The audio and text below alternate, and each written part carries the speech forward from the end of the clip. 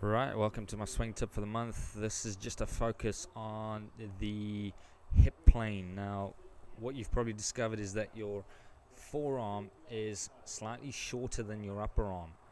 What this will result in is a lower swing path, or a swing path that returns around as it's defined your hip or your belt.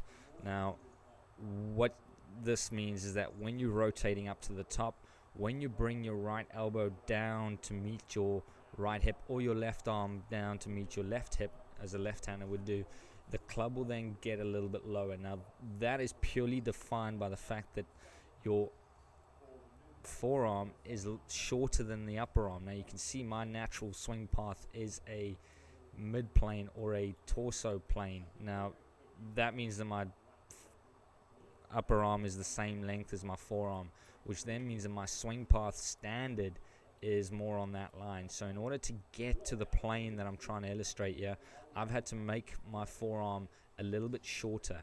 And the easiest way to do that was to try and tuck that right elbow in behind my right hip so that I take off an inch or two from that position just to get into that point. It's fairly inconsistent for me. It's uncomfortable, and it's not a position I normally get into, which is why I'm completely off path there. Although my club is delivered perfectly on my hands, it is a little bit high. That we'd ideally like to see a little bit lower, but at impact, I'm back on that path, which is fantastic, and why I've hit the ball dead straight. So it's more a blind luck shot from myself for this illustration, but for anybody that has a slightly shorter forearm to upper arm, this will be your position you're ideally trying to get into at impact. You want to be on that line. You want to be wrapping the club around you purely because of that length.